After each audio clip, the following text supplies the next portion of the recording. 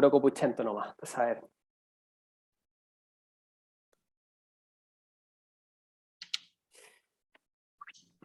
Súper. 2 minutos, pasamos 2 minutos y medio. Lo van a grabar, esto. Lo grabamos simplemente como para tener registro, pero no está pensado difundirlo por si acaso. Ok.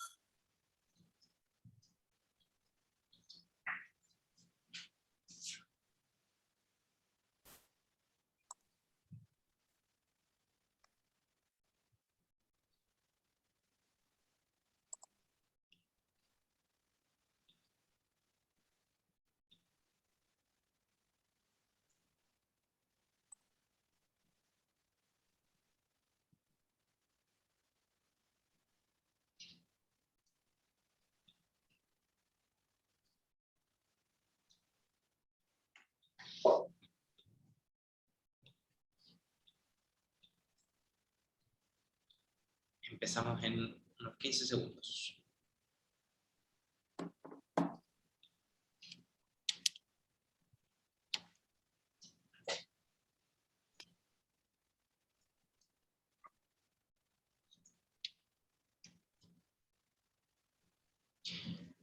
Hola, muy buenos días a todas, todos y todes. Bienvenidas, bienvenidos y bienvenides a esta tercera charla online que es parte de Pride Week 2022.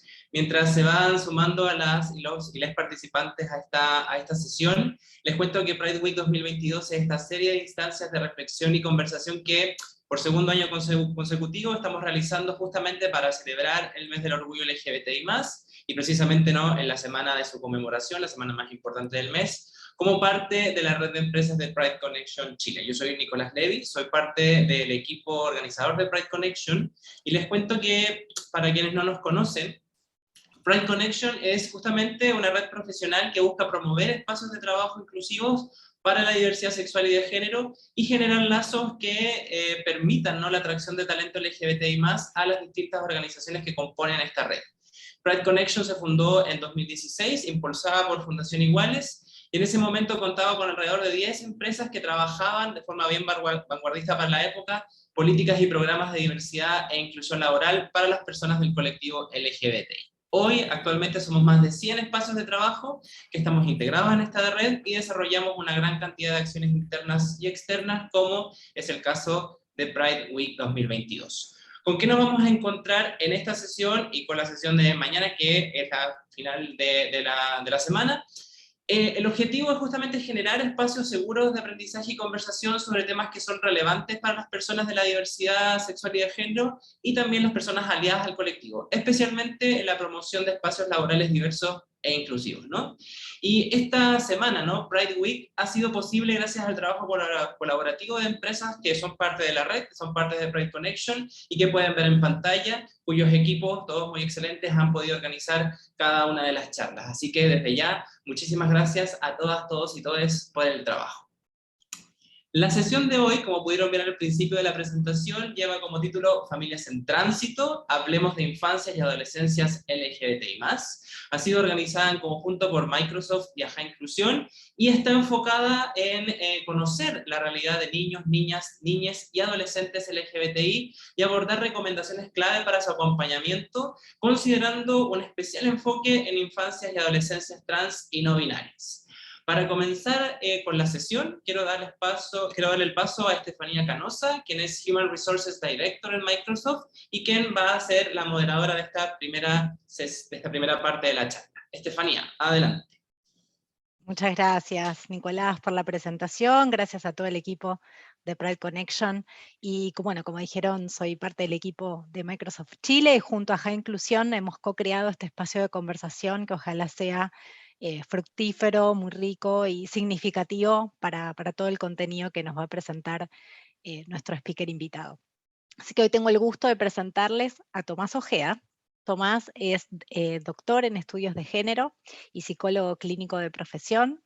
Además de su trabajo profesional como psicoterapeuta, Tomás trabajó como consultor en educación sexual, ha sido expositor y ha brindado talleres en distintas instancias educativas con profesionales de la salud y de educación, contribuyendo así al desarrollo de políticas de prevención y espacios de formación en diversidad, sexualidad y género.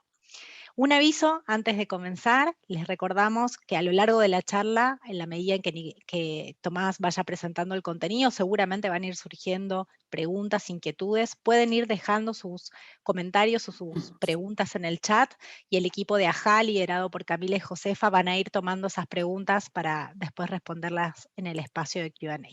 Así que agradecerles de nuevo a Pride Connections, a AJA por la organización de esta conversación y ahora sí, bienvenido Tomás, gracias por acompañarnos hoy y el escenario es todo tuyo.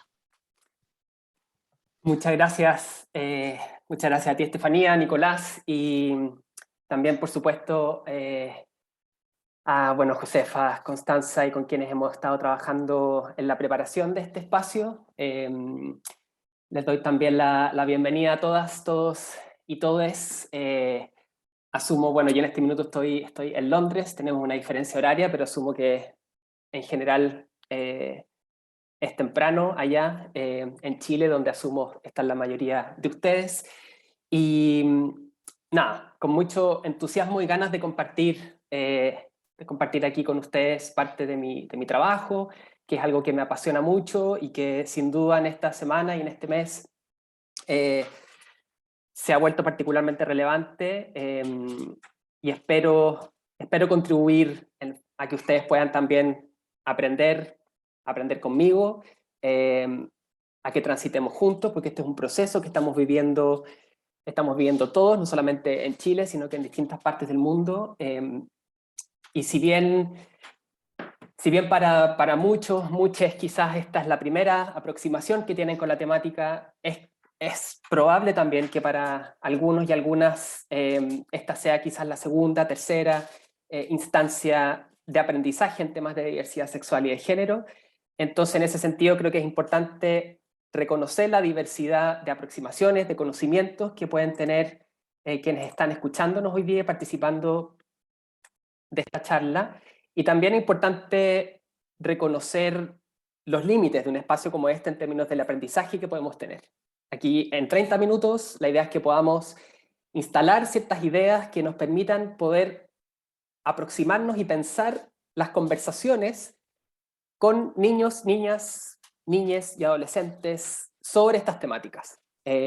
Yo tengo experiencia trabajando en espacios educativos con profesionales de la salud y como profesional cisgénero, por cierto, también tengo una aproximación a estas temáticas que es desde ese lugar. Yo no tengo la expertise personal desde mi propia experiencia de haber hecho una transición de género, pero sí tengo experiencia en poder contener, recibir y orientar a familias, a personas que trabajan en el ámbito de educación, con las preguntas que formulan, a veces espontáneamente y a veces de manera más intencionada, chicos, chicas y adolescentes que están cada vez más inquietos, que conocen y tienen mucha información sobre estas temáticas y que a veces nos pillan a los y las adultas de manera bastante imprevista, sin saber muchas veces qué responder, qué decir, cómo reaccionar, cómo incluso intencionar esa conversación. Si quisiéramos desde ya empezar a criar a nuestros hijos, a nuestros familiares, a nuestras personas cercanas. Así que espero, ojalá compartir esa experiencia con ustedes y que desde el lugar que sea, ya sea como papás, mamás, como familiares o como personas que les interesa simplemente tener más información y conocimiento sobre esto, podamos sacarle el mejor provecho. Y mientras esto empiece, siéntanse libres de compartir comentarios, preguntas por el chat. Ahí desde el equipo van a ir juntando las preguntas para que al final podamos conversar. Sin más preámbulos, vamos a partir. Esta es la hojita de ruta. Esto es lo que me interesa de alguna manera que podamos trabajar y conversar hoy día. Son estos 4 temas, donde probablemente el foco principal van a estar en los últimos 2.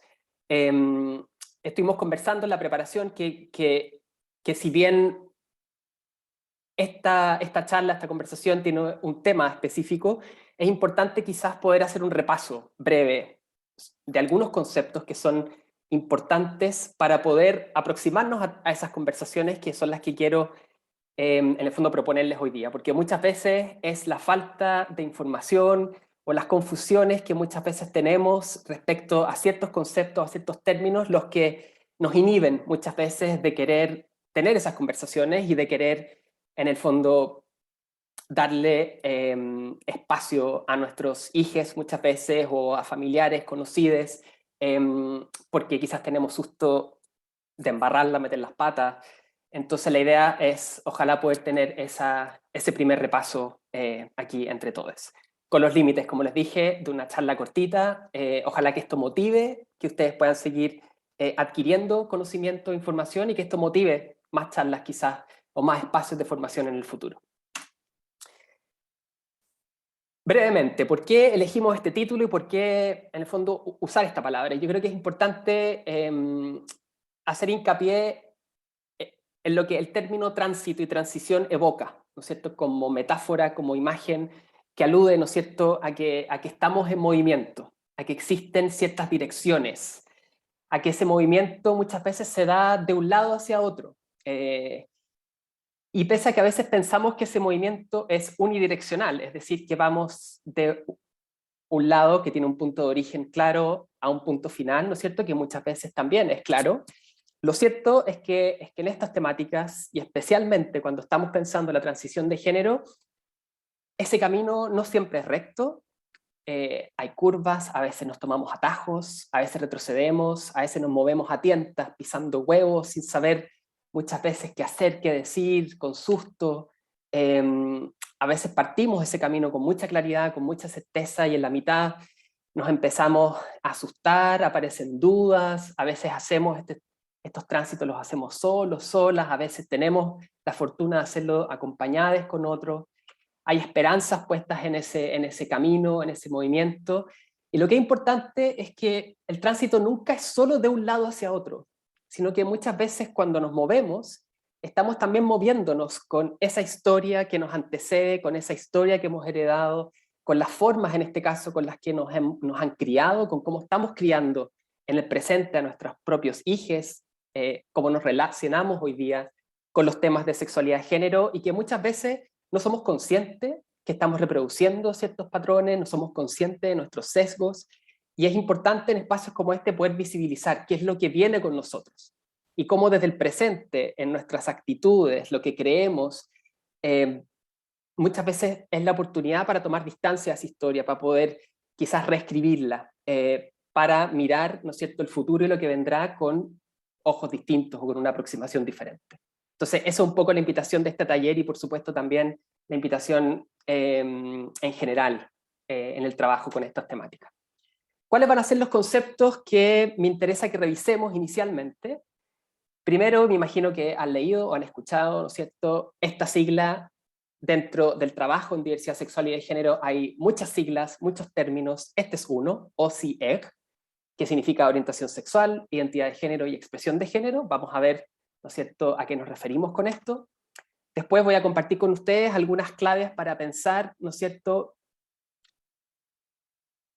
cómo hemos sido educados, qué hemos aprendido en estas temáticas, como adultos, adultas, como papás, mamás, como personas que hoy día queremos aprender, y cuál es el desafío muchas veces que implica, ¿no es cierto?, mirar críticamente eso y empezar a incorporar nuevos aprendizajes, nuevos términos, nuevos vocabularios, y por último, revisar también brevemente algunos mitos y creencias comunes que lamentablemente muchos de ellos siguen existiendo y se hacen presente cada vez que estamos, ¿no es cierto?, pensando estos temas, no solamente en el mundo educativo, sino que entre las familias y en las áreas de salud, por cierto, también.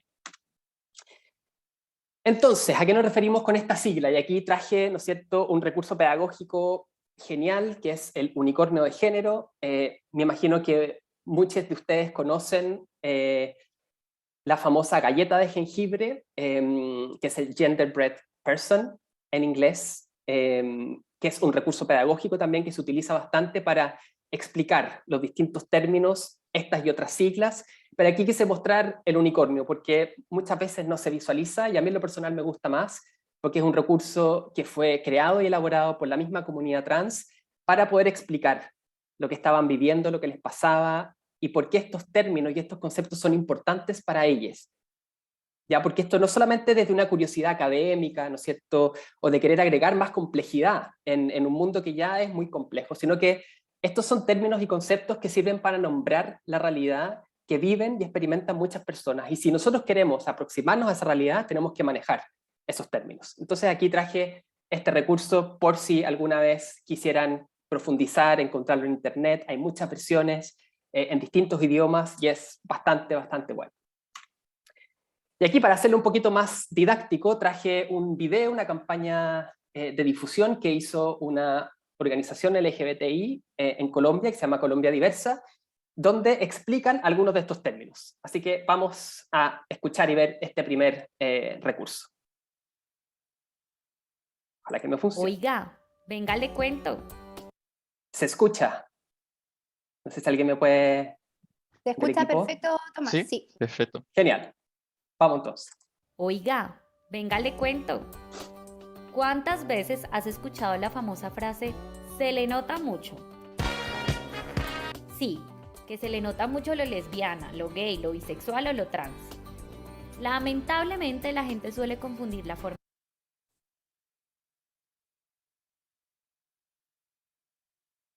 de expresarse con la orientación sexual o con la identidad de género. Hoy te vamos a sacar de la duda para que la próxima vez que alguien diga se le nota mucho, tú sepas a qué se refiere. La manera en la que una persona expresa su género a través de comportamientos, vestimenta, ademanes o cortes de cabello es conocida como la expresión de género. No hay que confundir la expresión de género con la orientación sexual o la identidad de género. Es decir, porque una persona o una mujer tenga el cabello corto o tenga expresiones masculinas, no implica que le gusten otras mujeres, así como que un hombre use arete no significa necesariamente que sea gay. Son muchas las mujeres que tienen el pelo corto, no son muy femeninas y son heterosexuales o cisgénero, así como hay hombres que son muy masculinos y son gays. Vivamos la diversidad de expresarnos y amar. La forma de expresarnos hace parte de eso que nos hace únicos y únicas. Como lo dijimos, a quienes amamos o con qué género nos identificamos, eso es otro rollo. Y es otro rollo, efectivamente. Y por favor, no se pongan nerviosos si es que hay algún término que no queda del todo claro hoy día, porque sin duda, como esto es un proceso de aprendizaje y es una transición también, quizás para muchos, esto va a requerir volver a revisar, volver a repasar y reforzar quizás nuevamente algunas de estas siglas y recursos de esto hay muchos. Al final voy a recomendar una serie de elementos que les pueden ayudar en ese sentido. Entonces, ¿a qué nos referimos con orientación sexual? Y aquí una definición súper sencilla. Aquí estamos pensando en la forma en que orientamos nuestro deseo, refiere, ¿no es cierto?, a la forma en que sentimos atracción física, afectiva y romántica hacia otras personas. La identidad de género, por otra parte, refiere a la vivencia interna, individual del género, tal como cada cual la siente y la vive, la cual puede o no corresponder con el sexo y el género asignado al nacer, ¿ya?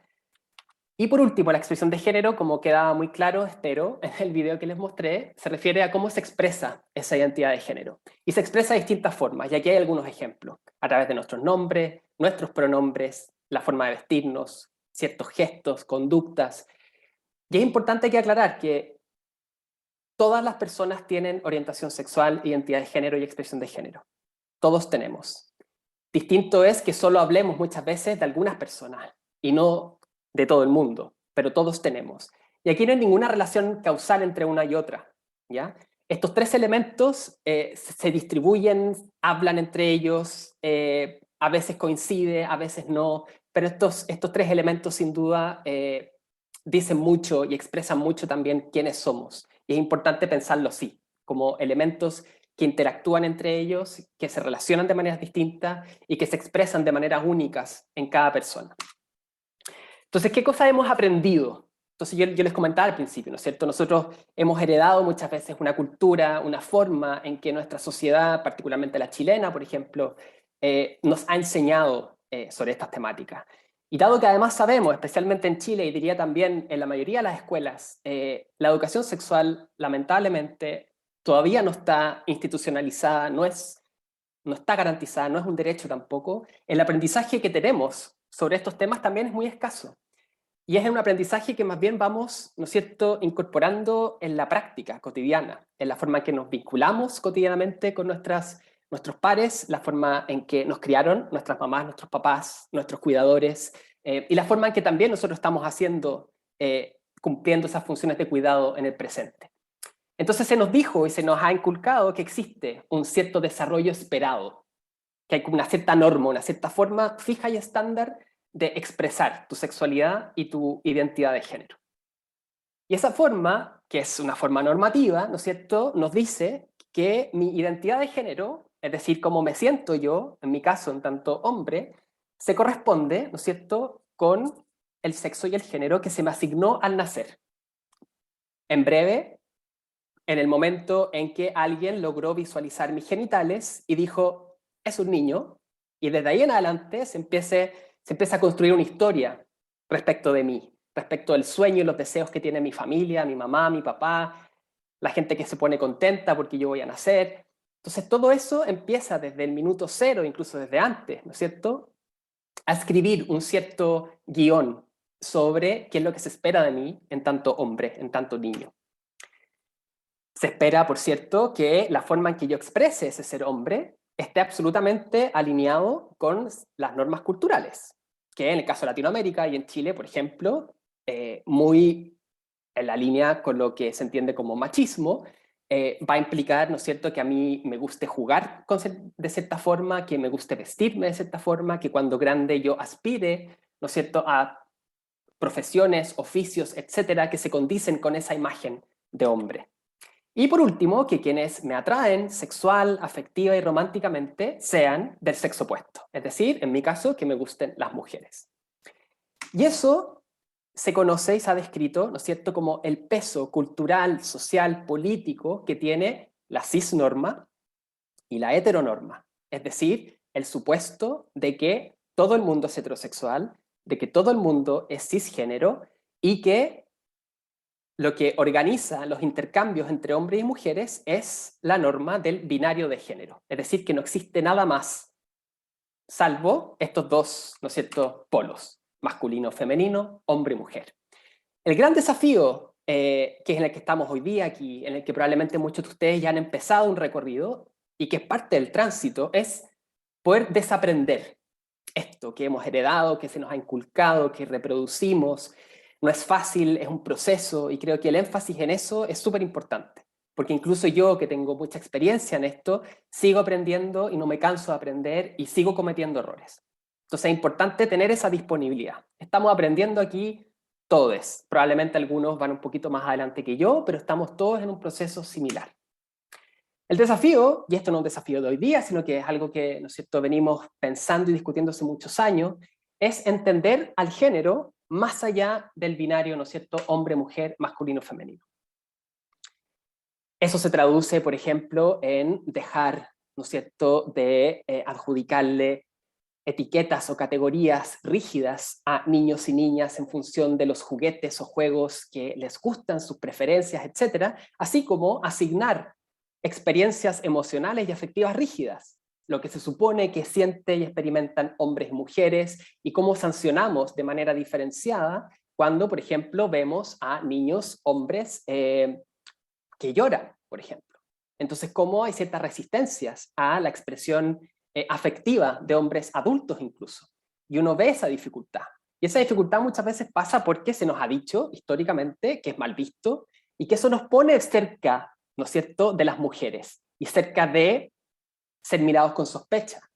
No eres lo suficientemente hombre porque lloras, eres sensible, te gusta el rosado, etcétera, etcétera, etcétera. Hoy estamos en un momento, ¿no es cierto?, de apertura, donde la idea es, ojalá, empezar a mirar el género de manera más creativa, no seguir encasillándonos en estas etiquetas más rígidas. ¿Cuáles son como algunos mitos y creencias comunes? Y esto lo voy a pasar rápido, sabiendo que cada uno de estos requeriría, ¿no es cierto?, una conversación en sí misma. El primero, y esto está muy ligado con el video que veíamos antes, ¿no es cierto?, es asumir la heterosexualidad y la identidad de género de alguien en función de cómo se ven. Entonces ustedes me están viendo a mí, y en función de cómo me ven, pueden hacer un montón de supuestos, ¿no es cierto?, a partir del color que elegí de mi polerón, a partir de la forma en que estoy hablando, los gestos, ¿no es cierto? Y eso muchas veces, dado que vivimos en el contexto cultural y social al cual hacía referencia antes, va a asumir, quizás, con algunas dudas quizás, que dado que soy hombre, entonces soy heterosexual, cisgénero y me gustan las mujeres. Puede que alguno quizás piense lo contrario, y eso también podríamos considerarlo como un estereotipo, porque no es posible adivinar ni predecir la orientación sexual, identidad y expresión de género de alguien en función de cómo se ven, ni de cómo hablan, ni de cómo se visten.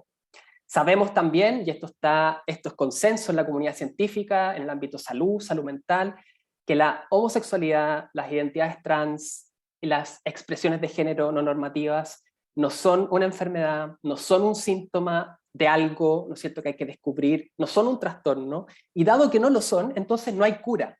No hay nada que curar, no hay nada que cambiar, no hay nada que corregir. Y esto es muy importante porque aun cuando esto fue zanjado el año 1973 para la homosexualidad y recientemente para las identidades trans, aun cuando la comunidad trans hace mucho tiempo viene, ¿no es cierto?, peleando y abogando por una despatologización de sus vivencias, siguen hoy día muchas personas, familias también, pensando que cualquier expresión de género no normativa necesita ser corregida y necesita, ¿no es cierto?, ser tratada con algún especialista. Por ende, si es que sabemos que no es una enfermedad, no son tendencias ni inclinaciones.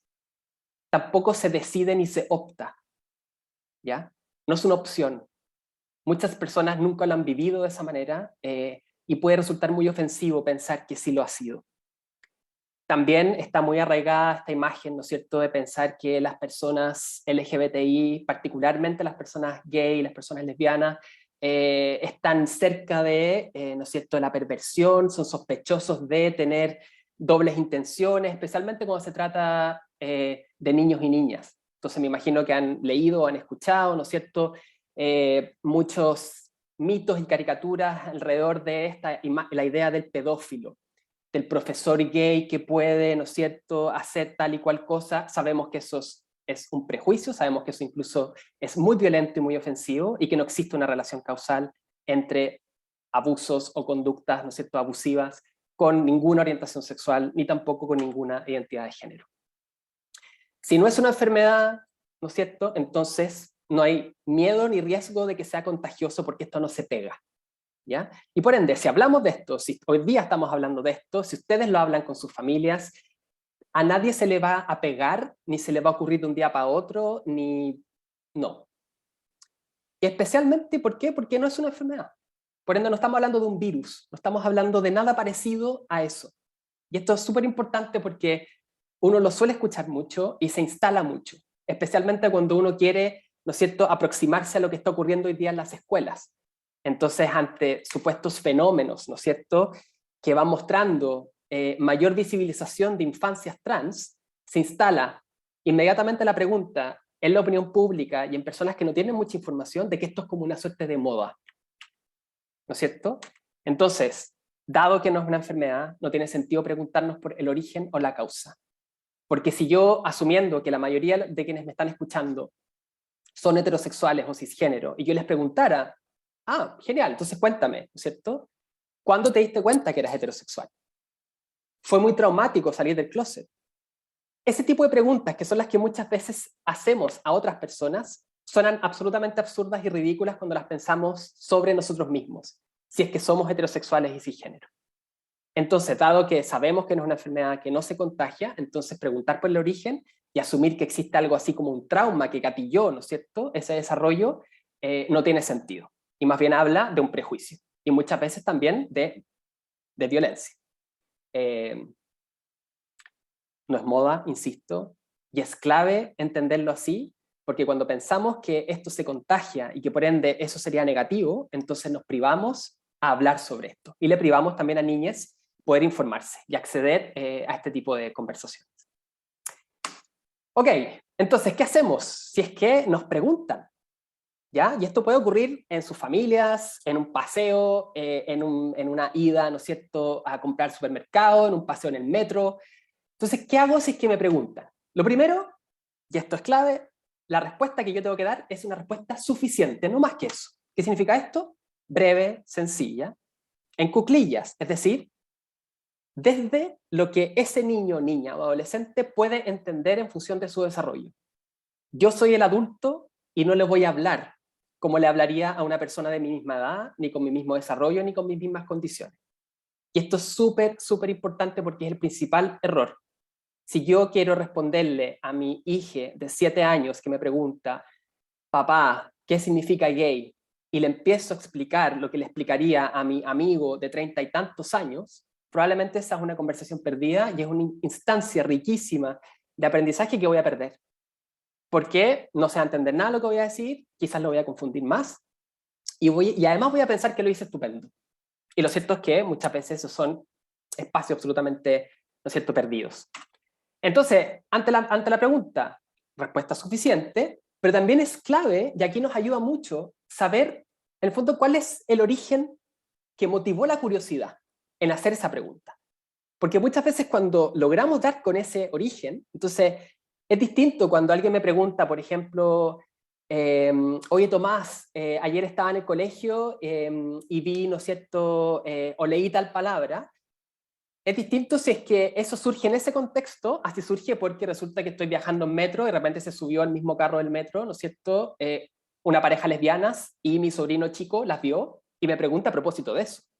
Entonces, conocer el contexto nos ayuda mucho para saber qué es lo que sabe ese niño, niña o niñe, y a partir de eso yo puedo pensar, entonces, qué respuesta le voy a dar. Incluso si usa los términos correctos. Porque que los use no significa que sabe, porque puede estar repitiendo algo que leyó, puede estar repitiendo algo que escuchó. Entonces, es importante siempre, ¿no es cierto?, preguntar, con una curiosidad nuestra genuina, ¿no es cierto? Entonces, algunos tips, ¿ya? Que esto es algo que, por supuesto, escapa de cualquier intención de querer hacer una receta de cocina de esto, pero yo creo que puede ayudar.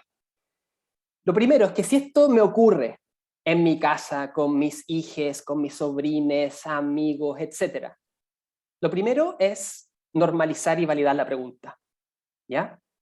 Y aquí hay algunos ejemplos medio ridículos, pero es súper importante que la persona que me está haciendo la pregunta sienta que esa pregunta es absolutamente válida, que no hay ningún problema en hacerla y que yo voy a hacer todo mi esfuerzo por responderle. Y le voy a preguntar, como veíamos antes, por el origen de esa curiosidad. A veces nos ayuda muchísimo contrapreguntar. Entonces, en vez de asumir, insisto, yo como adulto, hago un montón de supuestos de lo que escucho. Pero estoy hablando con un niño de 5 años y necesito entender qué es lo que ese niño entiende por lo que me está preguntando. Ayuda mucho devolver la pregunta de manera amable, ¿no es cierto? ¿A qué te refieres con esto? ¿Qué crees o sabes tú? Eso nos puede relajar muchísimo y puede ayudar mucho en la conversación que voy a tener con él o con ella. importante proponer una respuesta. Entonces uno hace toda esta exploración, ¿no es cierto? Pero yo tengo que dar una respuesta, porque no puedo desaprovechar ese momento, ¿no es cierto? Pero es una respuesta que está fundamentada, ¿no es cierto?, en todo lo anterior, en lo que ese niño, ese niñe sabe, la curiosidad y el momento, y sería, cuando la respuesta es suficiente, el niño o la niña deja de preguntar. Y eso es el mejor indicador para saber que lo hice bien. Deja de preguntar porque le respondí su curiosidad, punto.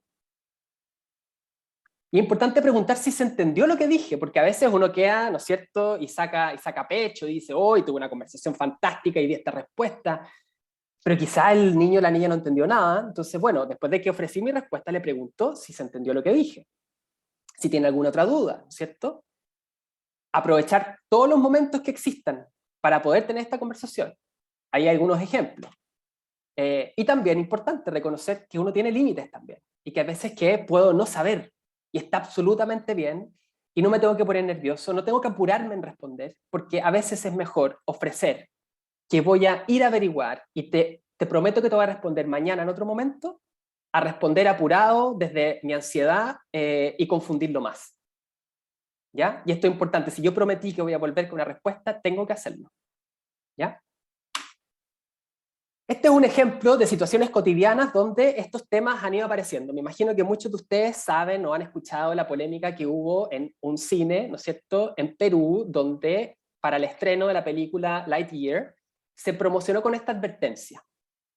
Porque hay una escena, no quiero hacer ningún spoiler aquí, una escena donde, al parecer, sería sensible para audiencias infantiles. Una escena que, por supuesto, tiene que ver con estos temas.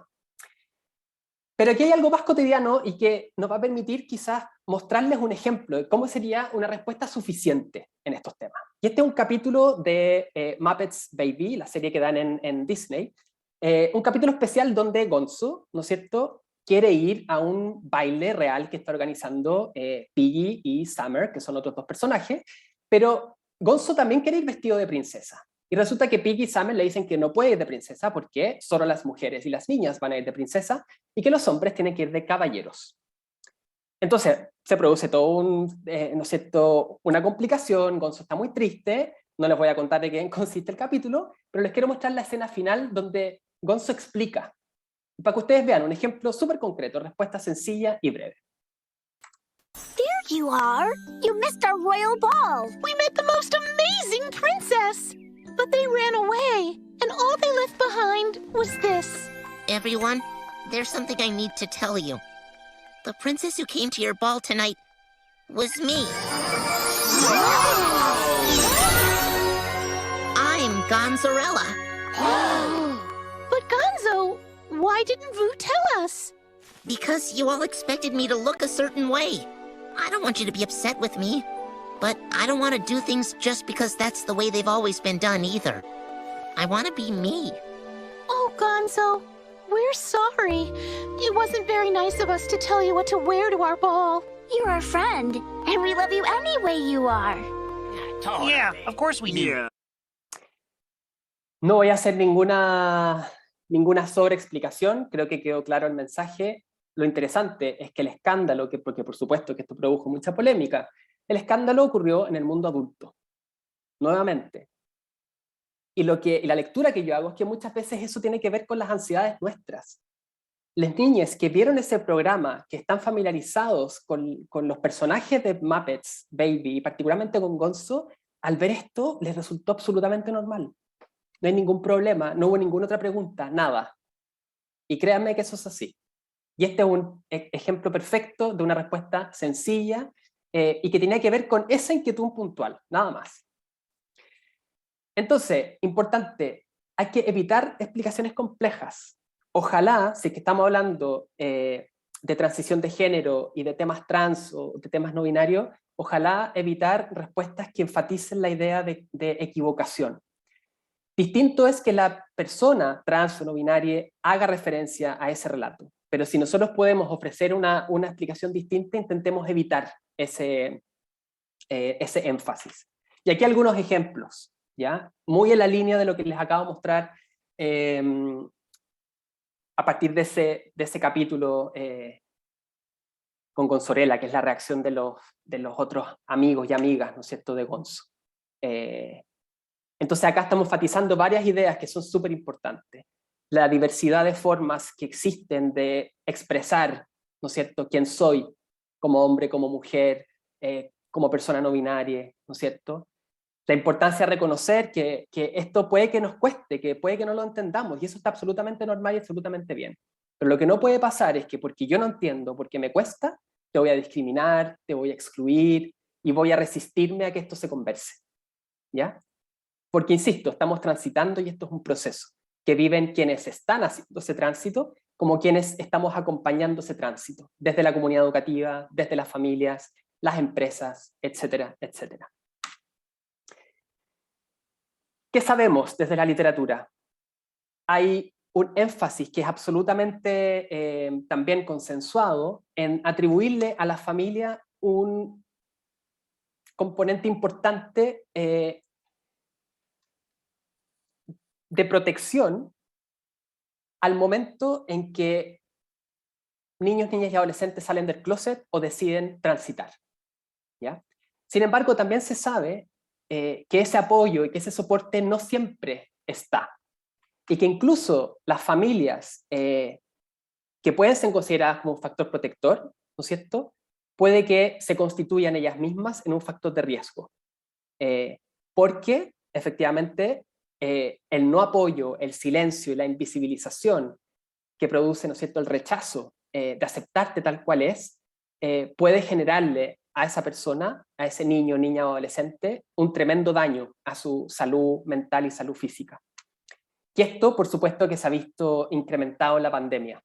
Entonces, podrán imaginar las consecuencias que tuvo y sigue teniendo para muchas personas trans, no binarias y de la comunidad LGBTI+, el volver a sus casas o estar, en el fondo, 24/7 con familias que quizás los rechazan, que deciden, ¿no es cierto?, no hablar del tema, que deciden transformar ese tema en un secreto, y que más bien lo que hacen es poner puras barreras al deseo genuino y profundo de niños, niñas y adolescentes de querer, ¿no es cierto?, abrazar esa identidad que es quien sienten ellos que son verdaderamente. Y aquí hay un ejemplo súper concreto de un reporte muy bueno que sacó la Fundación Todo Mejora, de su programa Hora Segura, donde un chico trans bisexual de 13 años cuenta que ha intentado hablar con sus padres, que fue doloroso, y fue doloroso saber que no le iban a apoyar, y que no le iban a apoyar estando encerrado, ¿no es cierto? Eso es muy complejo porque el proceso se vive solo, porque no sé a quién, dónde y cómo acudir, ¿no es cierto?, por información, por redes, y la sensación, nuevamente, es que la familia no es un espacio seguro, no son las personas que me van a apoyar, y de alguna manera lo que queremos contribuir aquí es que podamos constituirnos nosotros en redes y espacios seguros para que estos procesos puedan vivirse de la mejor manera. Entonces, si me llegaran a contar, y con esto voy cerrando, si me llegaran a contar, si tengo esa suerte, ¿no es cierto?, que alguien se me acerca, porque he podido facilitar esas conversaciones, que son las conversaciones que les mostraba antes, ¿no es cierto? ¿Qué hago? Aquí algunos mensajes, por supuesto que ustedes desde su experiencia quizás saben más, pero lo primero es agradecer la confianza, o sea, es un acto de tremenda confianza que alguien me cuente, algo íntimo, ¿no es cierto?, cómo es su identidad. Si es que noto que hay complicación, que hay mucha ansiedad, que está angustiado cuando me está contando esto, calmarlo, reafirmarle lo que siente, normalizar esa experiencia también, y ojalá evitar al máximo en ese primer momento hacer preguntas, pedir explicaciones, no emitir juicio. Estoy aquí disponible para escucharte, acompañarte, aprender contigo y caminar en este tránsito a tu ritmo, no al mío. Al ritmo que tú, como niño, niña, adolescente, que quiero infinitamente, me proponga. Y voy a aprender contigo. Ese mensaje es súper importante. Si algo pueden dejar instalado, que sea eso. No hay que entrar en complicaciones filosóficas ni en cuestiones de términos. Hay que validar que esto que te ocurre es normal, que yo tampoco sé y eso está bien, pero yo te quiero acompañar y quiero que sepas que estoy aquí contigo. Si es que me está contando a mí, es importante saber si es que alguien más sabe, no asumir que porque me está contando a mí, entonces todo el mundo sabe y por ende yo puedo llegar y contar, ¿no es cierto? Importante respetar la confidencialidad y pedir su consentimiento antes de abrir el tema con más personas. Evitar al máximo traspasar mis dudas, ansiedades, confusiones, ¿no es cierto? Ojalá conectarme con otros grupos de familias, con otras organizaciones, con otras personas que han vivido procesos parecidos. Y si lo noto muy angustiado, sugerir ayuda profesional, no con cualquiera. Y en eso, ofrecer ayuda, conectarme con redes, saber qué profesionales son los más adecuados, que tengan experiencia de trabajo con personas trans, esto es clave. Entonces valido, reafirmo, ¿no es cierto? Hago saber que estoy disponible, que voy a aprender contigo a tu ritmo y te voy a ayudar para que esto no lo vivas solo, porque este tránsito es mejor vivirlo acompañado. Y con esto ya se acaba. Algunos recursos, simplemente si quieren pueden sacar, ¿no es cierto?, alguna foto, pantallazo, aquí hay distintos libros, series, manuales, mucho de esto está disponible en internet de descarga gratuita. Algunos de estos los pueden encontrar en librerías, mucho de este trabajo está traducido, y yo creo que esto puede servirles a ustedes como adultos y también a niños, niñas y adolescentes a poder verse reflejados en otras historias y poder conversar sobre eso. Y quizás pueda ayudarles, si es que ustedes quieren, ¿no es cierto?, recomendar esto, que sean ustedes los que lo vean primero, y después quizás se lo pueden sugerir a ese niño, ese adolescente. Aquí más, ¿no es cierto? Yo esto después se los puedo hacer llegar, estos recursos, se los puedo hacer llegar después a través de las empresas, por si les llegara a hacer sentido. Y eso, muchas gracias. Ahora la idea es conversar. Disculpen que me pasé unos minutillos, pero bueno, había harto que decir. Josefa. Muchas gracias, Tomás. Hay muchos comentarios de partida. A medida que tú ibas hablando, el chat se movía agradeciendo por esta instancia, que se respondieron varias dudas que han ido sumándose a lo largo de esta Pride Week. Así que vamos a empezar con algunas de las preguntas. Primero tenemos una pregunta anónima que sería: ¿cuál sería la mejor manera de presentarme ante mis sobrinos como una persona trans?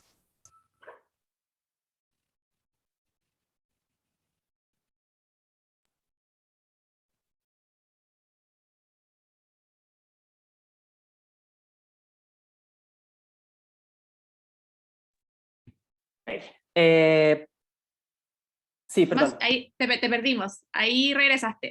Ahí regresé, perdón. Sí, aquí estoy. Bueno, yo diría que lo primero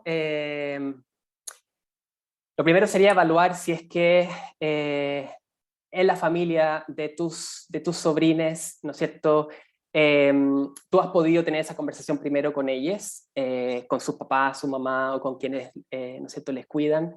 Si es que existe o no, ¿no es cierto?, algún apoyo explícito hacia ti primero, porque si esa conversación ya existe con tus sobrines, debe ser algo más fácil de hacer, aun cuando obviamente habría que negociar, ¿no es cierto?, cómo, cuándo, etcétera. Porque es distinto cuando quizás sus papás, su mamá, sus cuidadores no están de acuerdo, no te apoyan, o quizás consideran que esto puede ser en el fondo complejo, que es mejor dejarlo fuera. Yo en general pienso, y esto no solo para este contexto, sino para todos, que uno como adulto tiende muchas veces a subestimar la capacidad de niños, niñas y adolescentes de entender y de reaccionar espontáneamente desde el cariño, desde el amor que sienten, que es genuino. En el fondo tú has sido siempre su tía, su tío, su tía. Nada de eso ha cambiado. Quizás van a tener que conocer a una persona distinta, pero el cariño y el amor sigue, y quizás nos haría bien como adultos, en el fondo, sacar el adultocentrismo que muchas veces nos impide, ¿no es cierto?, ver que niños, niñas y adolescentes están muchas veces más preparados que nosotros para estas conversaciones, que ya saben, que están al día, que se informan. Estas conversaciones ya existen. Y aún pese a todos los intentos nuestros de privarlos de esto. Estas conversaciones ya están. Y quizás el trabajo ahí es más bien entre los adultos. Y ver en el fondo cuáles son los temores que existen muchas veces a tener esas conversaciones.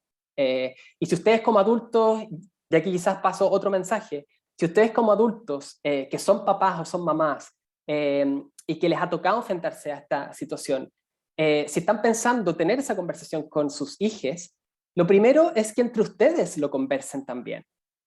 Porque quizás entre ustedes tampoco hay mucha claridad, tampoco quizás están de acuerdo, y está bien que no estén de acuerdo 100%, pero si tienen esa conversación entre ustedes adultos primero, va a facilitar mucho después cómo lo conversen con sus hijos. Sí, eso te puedo decir.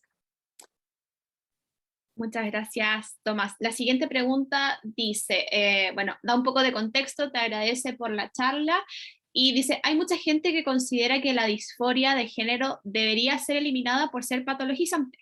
Personalmente lo considero como algo súper presente en muchas personas trans. Entre paréntesis nos dice, no solo en mí, sino en muchas que conozco.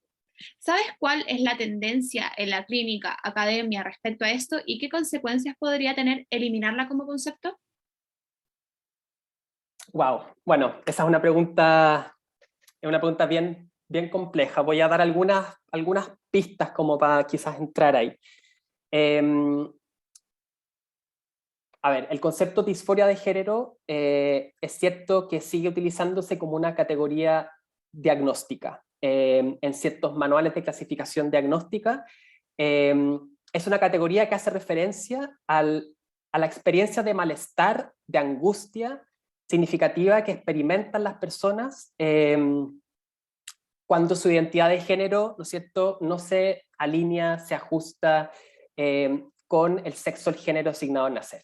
Entonces la categoría hace referencia a la experiencia de malestar, al estrés, ¿no es cierto?, a la angustia. No hace referencia a la experiencia misma de ser trans o de ser persona no binaria, porque disforia, como término clínico incluso, la tenemos muchas personas, respecto de muchos temas, ¿ya? Esa es la primera aclaración. Entonces no se diagnostica ni se considera, ¿no es cierto?, una categoría, ¿no es cierto?, clínica el ser trans o ser no binario, ¿no es cierto?, sino que más bien es la experiencia de malestar.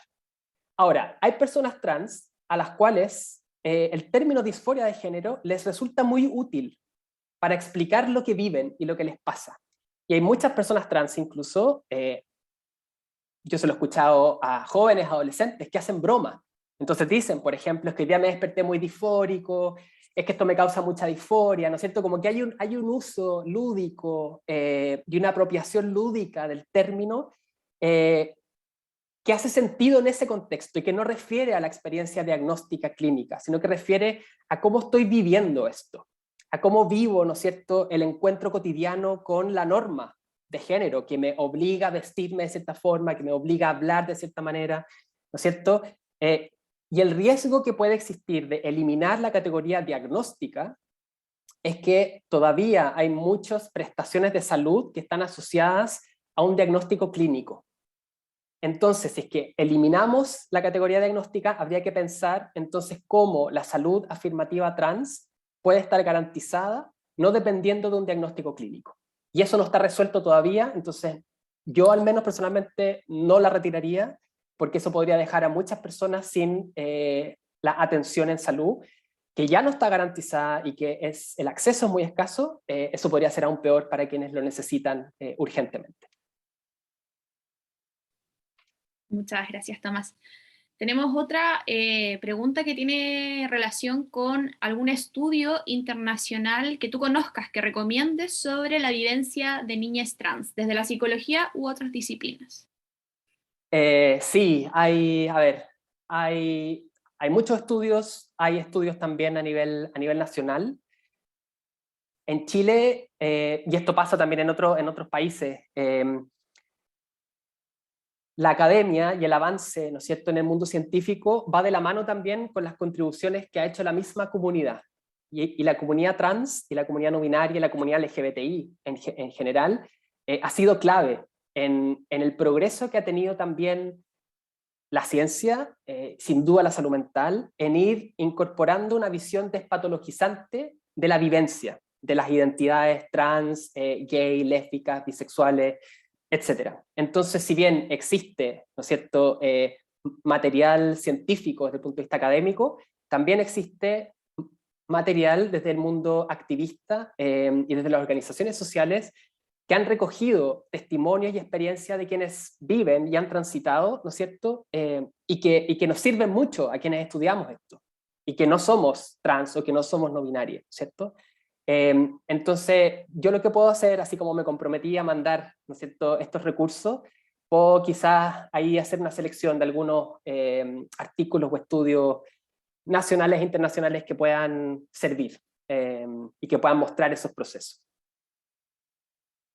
Súper, muchas gracias, Tomás. Tenemos la última pregunta para poder después ir cerrando, que dice, si mi hija manifiesta que su identidad es trans, ¿es necesario llevarle a terapia? ¿Es necesario que inicie un proceso terapéutico? Sí, eso es muy importante. Muchas gracias a quien hizo esa pregunta. Yo creo que una tendencia que es bastante perjudicial, diría yo, y no solo desde las familias y personas que no son profesionales de la salud, sino también lo he visto mucho en el mundo de la educación. Cuando emerge o se expresa una conducta de género, por ejemplo, no normativa, o cuando se entera la comunidad educativa, ¿no es cierto?, que hay una salida de closet, hay un estudiante gay, hay un estudiante trans, empiezan a aparecer los casos.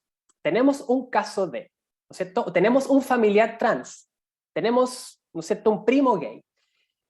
Y la respuesta inmediata muchas veces es asumir que el mero hecho de ser y el mero hecho de salir del closet, ¿no es cierto?, requieren necesariamente apoyo psicológico o apoyo médico muchas veces. Y lo cierto es que eso no es así.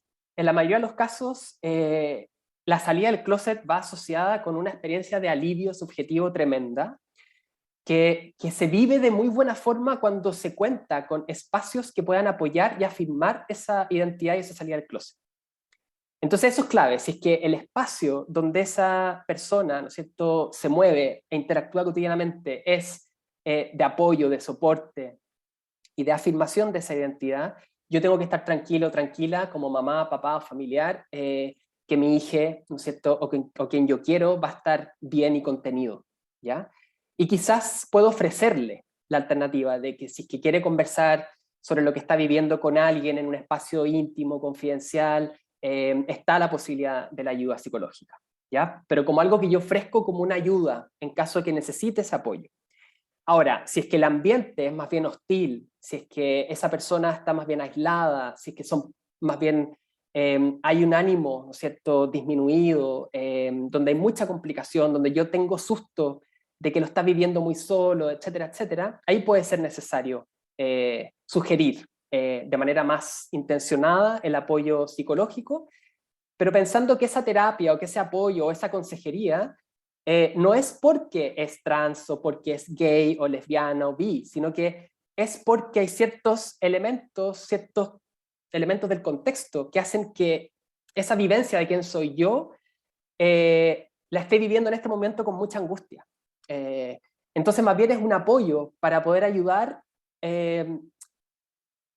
a tramitar eso que tú sientes, a que puedas decir en un espacio seguro, ¿no es cierto?, lo que te pasa, lo que piensas, y que podamos ir articulando redes y ver de qué maneras puedes ser quien eres, expresarte y vivir tranquilo, tranquile, sin temor a que estén permanentemente, ¿no es cierto?, agrediéndote, o que decir quién eres y vivir, ¿no es cierto?, tu vida suponga necesariamente una tragedia, sufrimiento, etc.